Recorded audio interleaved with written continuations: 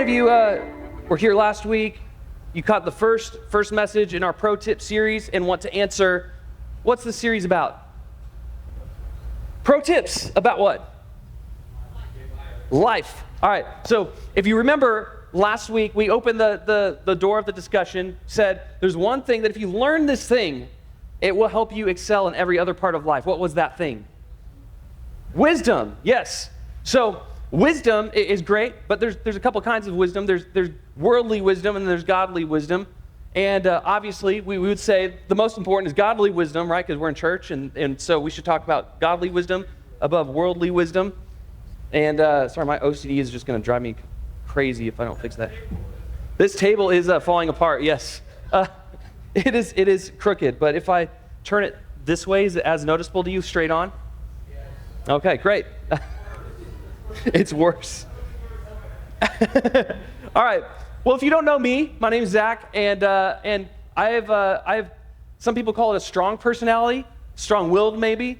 Stubborn is maybe the more negative connotation of my personality, but I'll say strong-willed. And I don't like people telling me what to do. I'd rather figure it out on my own if I know I can, or I'd rather you wait for me to approach you and ask if I need help. Anybody else like that? You don't want somebody else telling you what to do or how to do it. You just want to be left alone and figure it out on your own. Like, I think that's part of why I hated school so much growing up. But it's one of those things that just like, if I know my boundaries, let me play within my boundaries. Don't try to shrink my boundaries on me because you want a sense of control. That's me personally. I don't like it. I don't do well with that. In fact, I've learned to temper some of my stubborn tendencies.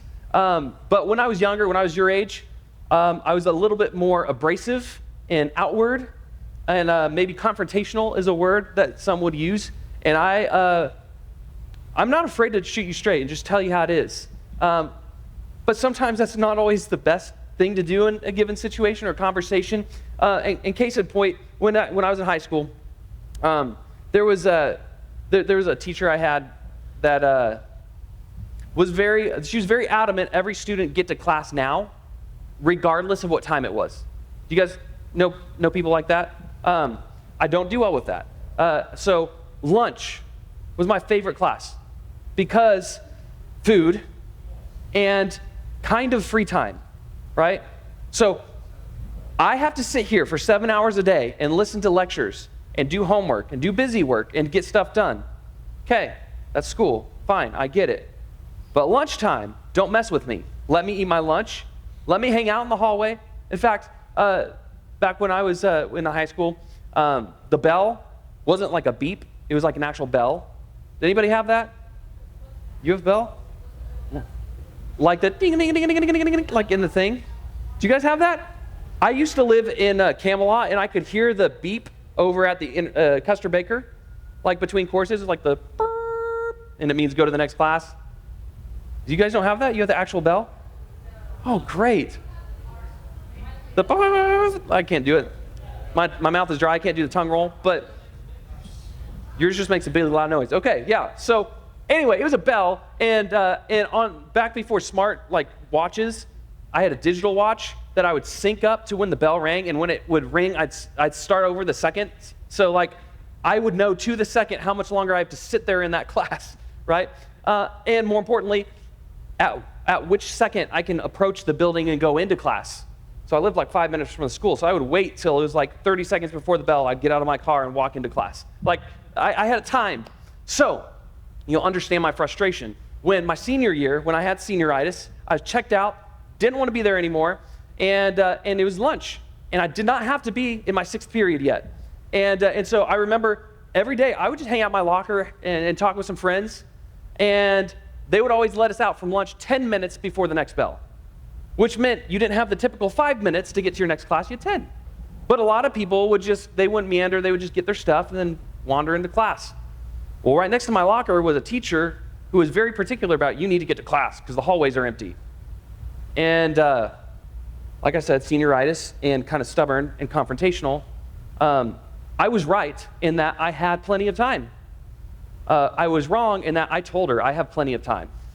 And I looked at her and I kind of rolled my eyes and just went back to talking and ignored her, thinking, okay, she knows I heard her. Just let me finish my conversation and I'll get to class, okay? And she keeps going, hey, get to class, I'm talking to you. And I looked at her, I said, I got 7 minutes till the next bell, in that tone. And she clapped back, she goes, you want to go talk to principal and tell him how much time you got? You got time to go down there and talk to him? And I was like, I shut my locker and I walked to class. Okay, fortunately, I was a pretty good student and had built some relational rapport with that particular teacher to where she didn't discipline me as probably much as I should have. But my point is this, even though I was right, technically, that I had plenty of time, I was wrong in my response to the situation. Like, I might have been right in my arguments, but I was unwise in my response. And as we've been talking about wisdom during the series, we've been talking about the idea that wisdom isn't necessarily what's right or wrong. Wisdom is what's best. And a discerning person will know at least where that line is close to. When it's okay to push, when it's okay to be right for the sake of being right, and when it's okay to just let it go. When it's okay to just respond maybe in a healthier way. I had to learn that a little bit harder over time than some of my peers. But obviously, there are some choices in life that are gray, right? I grew up thinking in black and white. These are the rules. You do the rules. You don't break the rules, and everybody will get along just fine. Anybody like that in here? Like you just think it in very black and white terms. And then there's people who are like, no, everything is gray. There's nuance to everything. That's the new favorite word. Nuance is in everything, and there's no right or wrong. Okay, it's just whatever's up to the individual, right? There's some people that lean more on that side of things. That's a personality thing I've found, that people tend to lean towards one end of the pendulum or the other. But I'm one of those that is black and white minded. Like there's this side and then there's this side, and there's not much gray. But as you get older, you start to learn. Oh, there's not so much, not everything is so black and white. Not everything is so certain. Not everything is so this or that. There's some gray in between. And this is where wisdom comes in handy. Because take lying, for instance, okay? Now, full stop, this is wrong. You should not lie, right? Can we all agree? But in ethical arguments, there's the conversation of, what if there's actually a good reason to justify the lie, right? What somebody asks you how their outfit looks and you don't want to hurt their feelings, right? It's the does this make my butt look big question, and you're like, you can either answer nicely or honestly at times, and then there's like, how do you answer? Is it okay to lie in those situations? Or how about I know I should have done my homework, but I was really busy, and actually we had a family emergency come up, so I'm just going to say that I did it and I can't find it, or I turned it in and I'll turn it in later, even though I didn't. I just didn't do it, right? There's lying. And isn't it true that even though if deep down we know it's right or wrong, we will justify anything if we want? That's kind of how we work as humans. We kind of justify a little bit. Or think about boundaries, okay? When it comes to boundaries, like there's biblical boundaries on relationships, on rules, on different things, all sorts of things. But then there's like boundaries that aren't necessarily in the Bible, and we have to take biblical principles and apply them to each situation to determine where those boundaries should be. Like in dating, like where's the line between like you're safe over here and save this for marriage? Where's that line? Because the Bible doesn't say thou shalt not kiss. It doesn't say thou shalt not hold hands. So where's the line? There's some gray area. And if you talk to different cultures, you'll get different answers. If you talk to different households, you'll get different answers. And if you watch certain media, you'll get different answers. So where's the line in that? And here's kind of where I'm going with this. A wise person will not ask for the line, they'll ask for what's best. Because it's not about right or wrong, it's about what's best, what's healthiest for every person involved. Okay, so what about friends, right? We've all got a friend or two that tends to make less than wise decisions. But we're supposed to be friends with everybody. Are you really supposed to? Maybe they've made some bad decisions, but they're not a bad person. And you're still friends with them, so you're not supposed to like just drop them as a friend, right?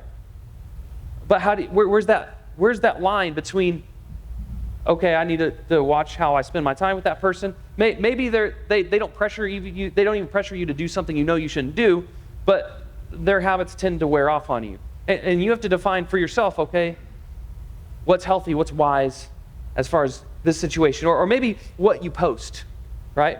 Raise your hand if you have social media of any kind, right? That's pretty much everyone, I would imagine, right? I don't know if you're aware of this. There's no rules in the Bible about social media, right?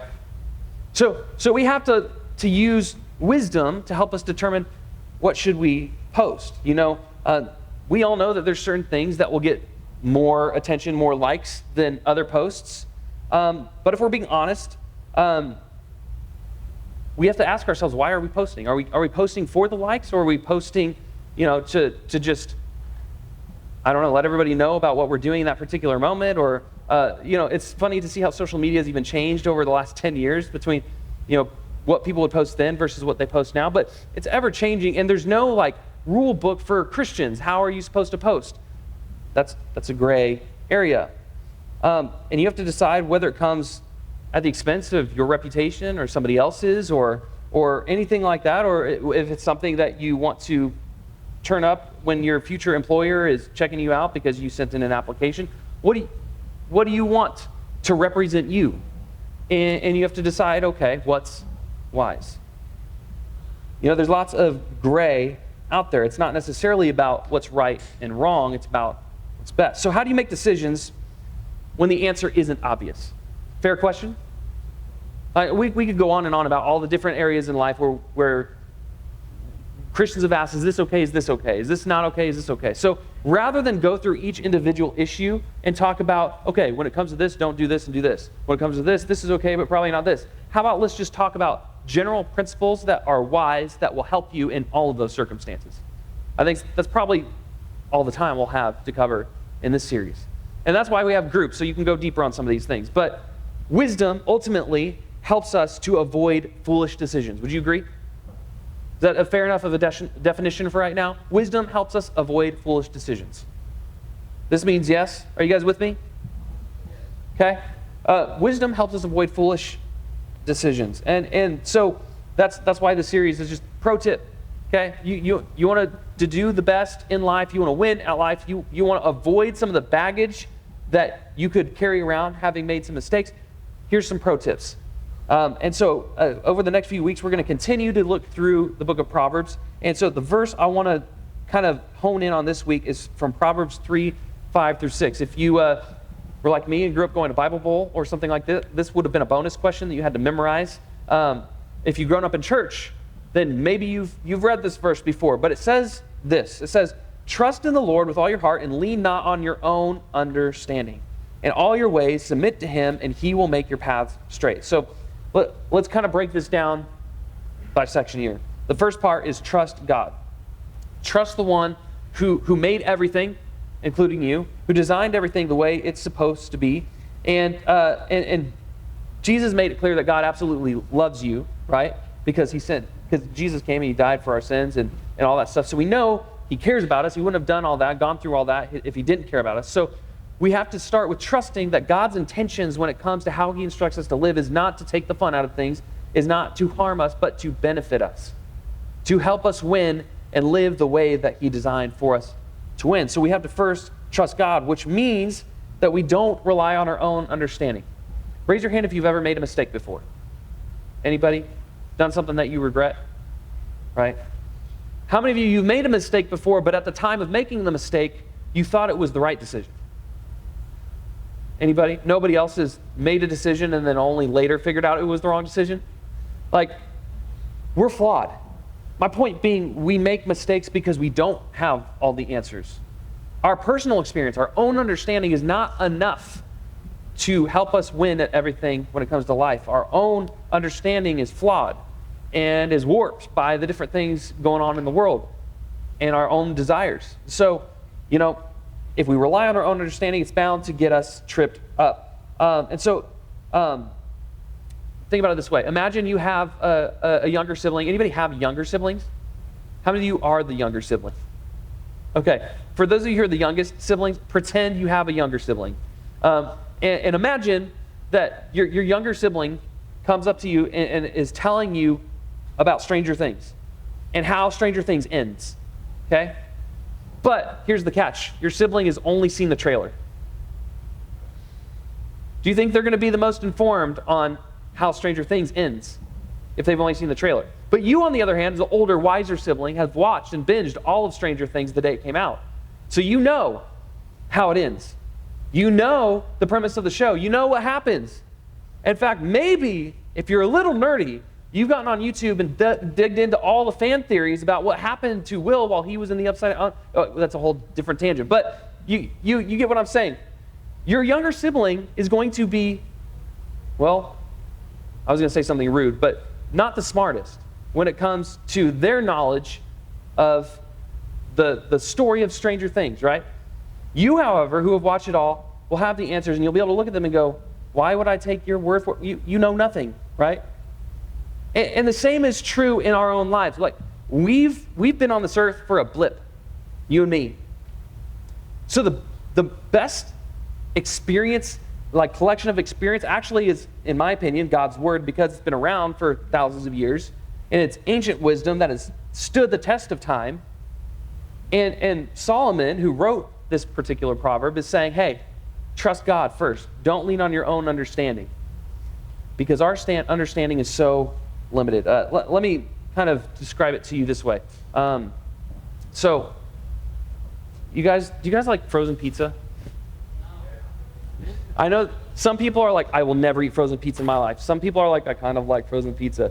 How many of you take frozen pizza and you do it all up and add to it to make it better? Yeah. Fun hack. You can get those $4 frozen pizzas from Meijer or Kroger or whatever. Add some barbecue sauce and some canned chicken on top, and you got yourself a barbecue chicken pizza. Sorry, I'm disgusting. I shouldn't share bad life advice. All right. Let's say you're 14. How many freshmen in here? Okay. Still 14? Anybody? Okay. Let's say you come across some frozen pizza from the other day in the fridge. A few days old. You know, melanella or manila. Whoa, what's that word? Salmonella. Thank you. Yes. Wow, I just had a major brain fart. Okay.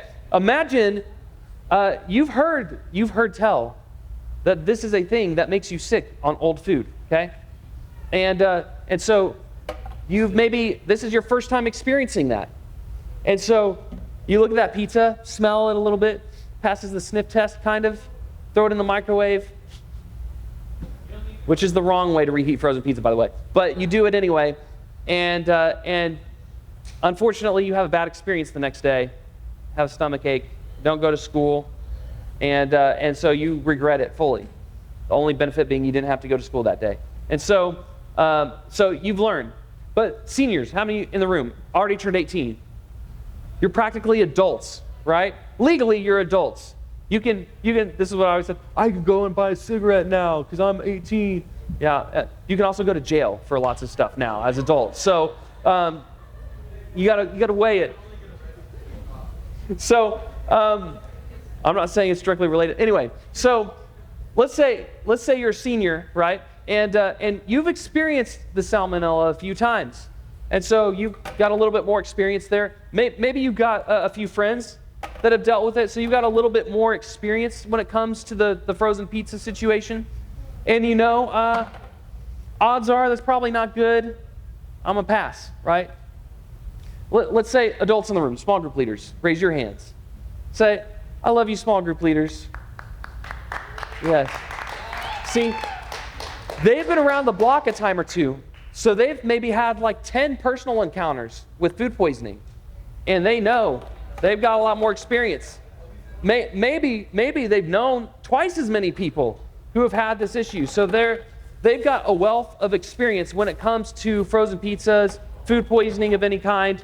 And so who are you probably going to trust more? Are you going to trust the 14-year-old that passes the sniff test and like, yeah, that's probably fine? How many of you are going to trust the small group leader who's been around the block a few times that's going to be like, hey, I've had this many experiences with it. Maybe don't eat it. Just save yourself the trouble, right? If you all were sane people, you would listen to the adult. You would listen to the small group leader who's got years of experience, okay? Now, this is what we do sometimes. We lean on our own understanding, and we think, wow, I've got so much knowledge and understanding on this. I know you think that, Calvin. Put your hand down. No, I'm just kidding. Okay, you can tell me a story afterwards. Okay, but we often look to our own experience and think, wow, I've got this vast array of knowledge and experience, and even if I don't personally, I've watched a lot of things. I've watched a lot of YouTube videos, and they've got more experience than everybody. And in fact, I've talked to a lot of the trusted adults in my life, which is great, by the way. But this is a few years extra of experience. This probably isn't going to be the best advice. It might be good advice, but it's not always a guarantee that it's going to be the best advice. Now, let me take your own understanding, your experience, and then let's look at God's experience, okay? God's doesn't even compare to our limited experience. In fact, this doesn't even compare, because I would have gotten imagine that this tub represents the size of this room, and there are this many ping pong balls filled all the way to the ceiling. I was thinking about dumping it, but I'm not going to because I don't want the mess. So this is God's experience.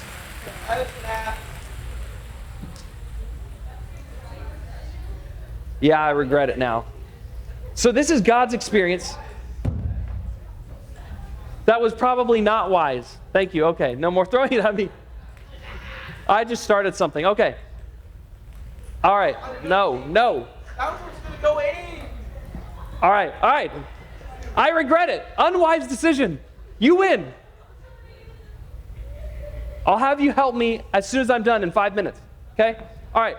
You get my point. Okay. I did ask for it though, didn't I? All right. We're going to call a truce right now. Everybody stop. I will let you throw it into the bucket in about 5 minutes. Don't start a timer. I might go 7 minutes. All right. So, God's wealth of experience far surpasses our own. Have I at least made my point in that regard? Yes? This is yes? This is no? We all with me? Okay. So we know that God's experience is more vast than ours. You have literally, he has literally seen every situation, every time it has ever happened, and he knows you, he created you, and he knows you better than anybody else. One of the Psalms says he knows every hair on your head. God knows everything about you because he created you, and he knows everything about life because he created life. So we're better off trusting his wellspring of wisdom and knowledge over our own limited experience and understanding. And so the next part of the verse, he says, in all your ways, submit to God. Okay? In all your ways, another word translation says, in all your ways, acknowledge him, and he will make your paths straight, or he will show you which path to take. And so if we trust in his understanding, not only will we avoid some hardships and avoid some mistakes, but he will also set us on the right path. And that's a trust thing. You can choose to believe that or not believe that, but that's what he promises. Trusting God is ultimately the wisest thing that you can do. If you want to have wisdom, a pro tip in life is trust God before your own understanding. Because I can tell you, as someone who's made a mistake or two, and as somebody who's seen a lot of people make mistakes, wreck their families, wreck their life through poor decisions that could have easily been avoided, it's just better in the long run to trust in God. In other words, trusting God is a pro move if you want to win at life. As we've seen, life doesn't always present clear-cut choices. Should you stay with your significant other even though maybe they're not bad for you, but they're just not good for you? Should you post or just for likes, or should you maybe be more intentional about your online profiles? What's the best way to spend your time? I don't know the answers for you. I know what God's wisdom has to say about a lot of stuff, but you're ultimately going to have to make the decision about what you think is best and how to live intentionally for God as at the forefront of your decisions. So trust God, seek out God's wisdom for your situation, and get God involved in your journey. If you do those things, that is going to help you immensely in life. So first, how you actually do that, check out the Bible. Because as cliche as it sounds, we're in church, we talk about reading the Bible, but really, it's ancient wisdom that far surpasses your experience and any of the experience of anybody you know. It is a collection of writings that God has made sure passes its way down through the generations to us so we can know exactly what God thinks about us and how we should live life. So, secondly, show up to your small group because imagine this. Imagine if you lived your life in such a way that you ran every decision that you have to make through your small group. That sounds scary to people, but I've been a part of groups that like this is what we did, and anytime we had a major life decision, we brought it to the group.